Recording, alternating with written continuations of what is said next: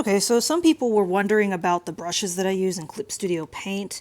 I've never really talked about it before, not necessarily because it's a secret. It's because a lot of these are pretty heavily modified for me. It's almost to the point to where my Clip Studio Paint is just purely homebrew in terms of the brushes. But I figured I would go ahead and attempt to try to explain how I made some of them and how I actually use them. So first off, I'm going to talk about my line art brushes. I have two. They're pretty analog kind of adjacent. You'll notice a lot of my a lot of my artwork is very analog. I try to go for that painterly look. Even if I take away the color, you can kind of still see the original kind of analog intent that is here. So I've tried to reflect that in my brushes. These are both pretty drastically altered from what they originally were. For instance, the real G Pen is a default subtool. However, I don't think it looks like this. I cannot remember. I've adjusted the tilt settings quite a lot, and the pen pressure settings quite a lot. Velocity is on. This is going to give me the most similar thing to like a kind of rough pen style of art. It's also going to have that kind of rough border to it. Now, when it gets very large, it does kind of almost look a little bit bubbly and craggy. So depending on what I'm going for, sometimes I'll use that one. Sometimes I'll use this one, this textured pen. I think this is when I downloaded it, but it's just a little bit smoother. It's kind of a little bit more like India ink almost, if that makes any sense. So you can kind of see. And that velocity that I have turned off is going to give me that kind of thinning of the line as I go fast on the screen. Briefly, I'll show you real quick. Anti-aliasing is turned weak on both of them. Opacity is at max. It's a line art pen.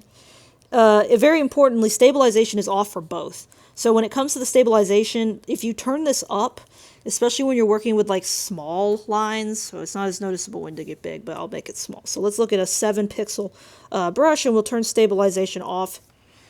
It's gonna reflect the way that I move my pen pretty closely to how I do it. Now, if you have a small tablet, this is going to work differently for you. You're going to have to adjust because it's probably going to be very, very shaky because of your small input area.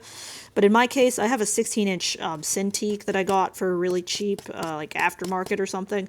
So I can work pretty comfortably with the stabilization off at this size. And you can see it's going to resemble my strokes pretty well, like the angles. I can get those really, really sharp angles for my hatching. It works pretty well. Now, if I turn stabilization on, even just to 1, you'll notice that the edges on here get almost curvy, if that makes any sense. Like it's got almost a how do I describe it? Like an oblong look. I find that especially when you're trying to do like fine details, like hair or fur, you'll notice how it seems to want to try to correct it and make it nice. Whereas if I don't have any stabilization on, it gives me a much more natural look. So I find that that's a very important part of making your art give that analog look, and in my opinion, it just makes it look more hand-drawn. It's a little bit less like a vector tried to come in here and swoop in. So I turn stabilization off for both of my line art pens.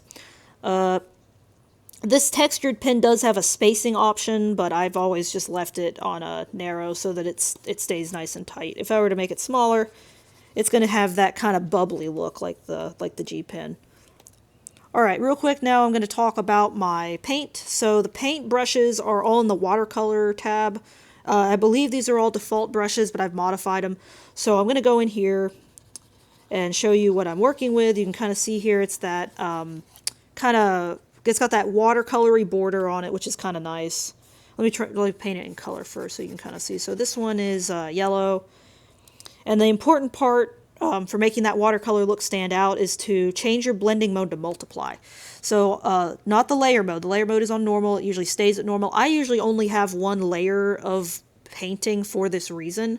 So like even like on this one, that's got one painting layer, even between the background and the character.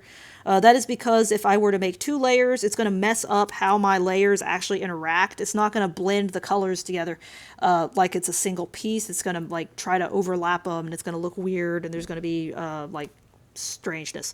The best way I could describe it is it almost looks like a shadow is on it, or like an overlapping transparency thing. So I try to do away with that if I can. And as you can see, that's going to give me this kind of layering effect that you might see in watercolor. When I paint over itself, it also makes it more saturated, which is a pretty cool effect, which is also what happens with real watercolor. It's also important to note that I've spent years painting in traditional media, so from oils to watercolor to acrylic, whatever, gouache. I've done it before, so I'm pretty familiar with how those mediums work. And this is my best attempt to try to get it to look like those things on a fully digital platform. And, you know, there's obviously a lot of places where it's not going to be perfect, like I said, with the layers and trying to get everything to work. But I've got it pretty close.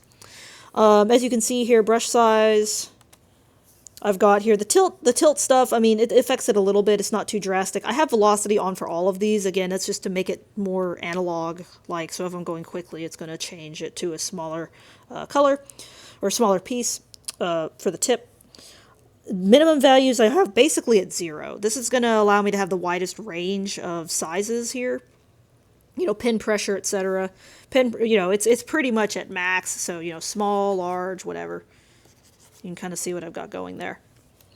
Another thing that I'll do a lot of the times is I will go into the subtool settings. So it's this little wrench here, and that's going to allow me to get more granular with how I actually do things here. So you can even change like the shape of the brush. You can change the stamp. There's an anti-alias thing again. The stroke settings, spraying effect. This isn't a spraying type deal, but if I were to set it, it's going to make it almost look like a spray can appearance.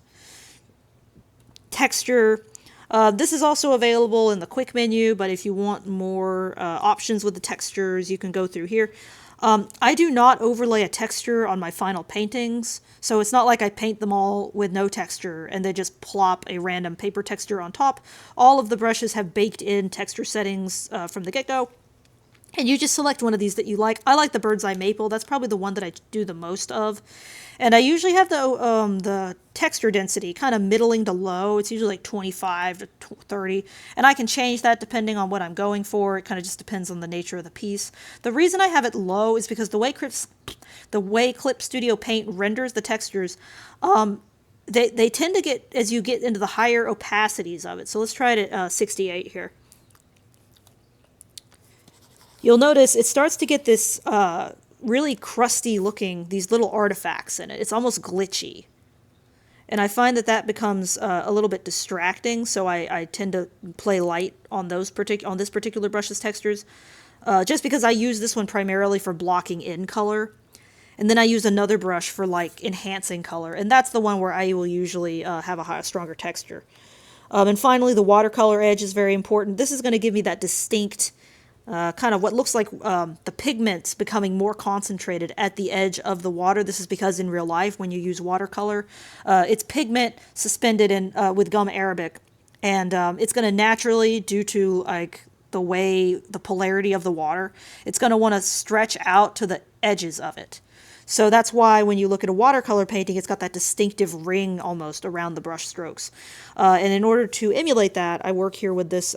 You can turn it on and off. When I turn it off, it looks okay. It's kind of weird looking, I'm not going to lie. It's, just sort of looks like a regular round brush, but when I turn it on, that makes all the difference, and that's kind of what gives it that watercolory look. Same thing with this rough wash. This is another one I use commonly. I typically use this one more for roughing in colors or getting in a colorization. So for example, on skin, if I'm trying to give a character a little bit of a blush or a hue to their hair or their eyes or their face or their cheeks, I will use the rough wash to kind of colorize something. It's almost like a glazing effect if you've ever worked with oils. So that's what I use this one for. It's not so much for blocking in. That's why the texture is at a higher strength on this one. Or rather, hold on. The watercolor edge is bigger, not the texture. The texture is low. The watercolor edge is bigger again because I just want to emphasize that effect, especially on this particular, the brush tip. It's going to give me a lot of interesting shapes. So the watercolor edge is 6.2 on this one versus like the 1.5 on this one. I also work with a flat brush. I'll show you real quick the settings on the water on this one too. Hold on. There's not a whole lot of change in the pressure sensitivity on this one. Again, this is mostly for giving me that nice blocked in, colorized, textured feel. And so I don't need it to get super small or get super big or do anything. I just need it to change opacity. Next, I've got my flat brush. So this one is looks like this. I don't have, I have a pin pressure on it for opacity mostly. You know, it doesn't really change size. This is because in real life, when you use a flat brush, you're not really using it in the same way you would a round. You're not like pressing hard to get a thick line and then lifting it up to get a thin line.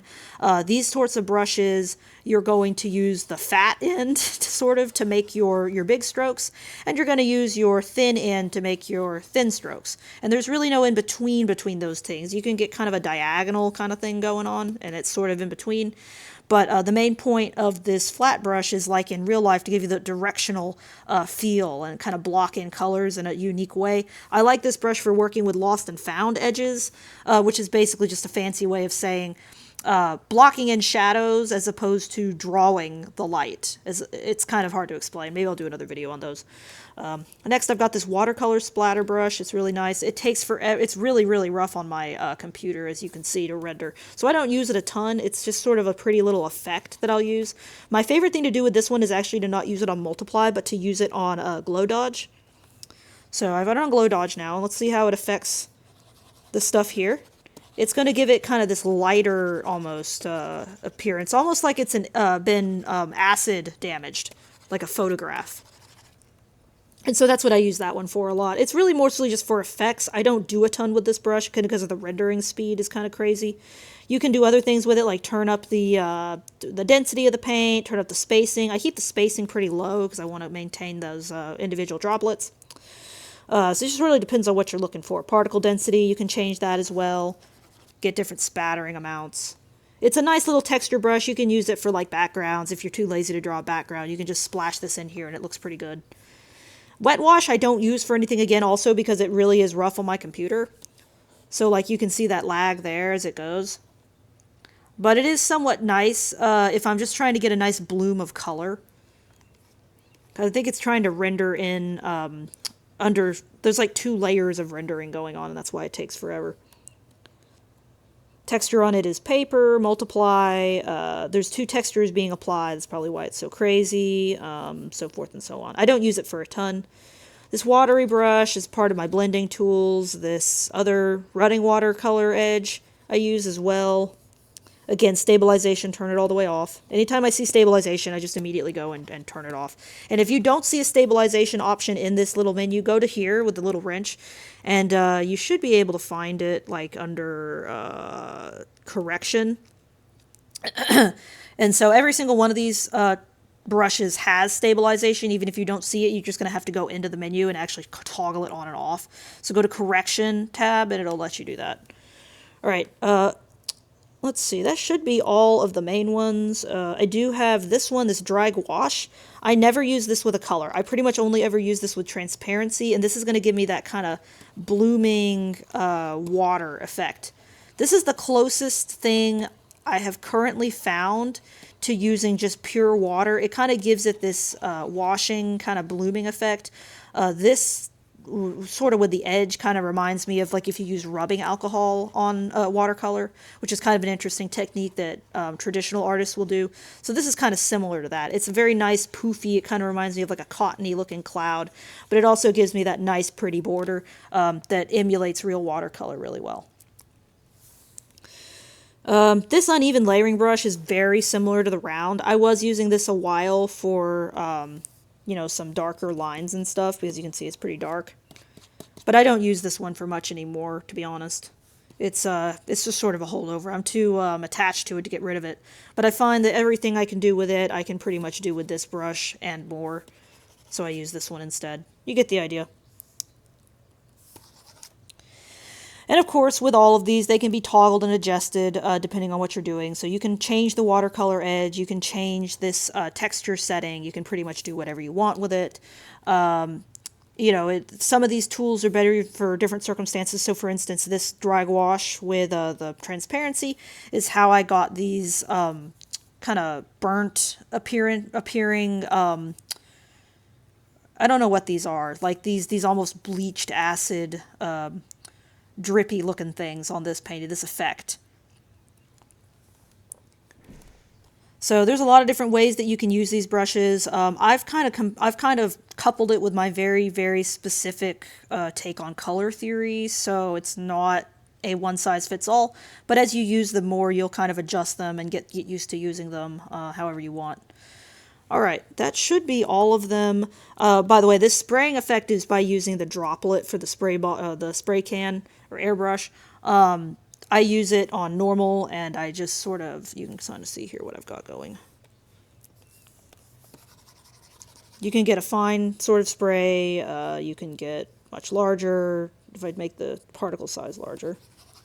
I like to use these just as finishing effects. Most of these are just finishing effects that I use on the airbrush and, you know, the gauze tools and stuff, the screen toning.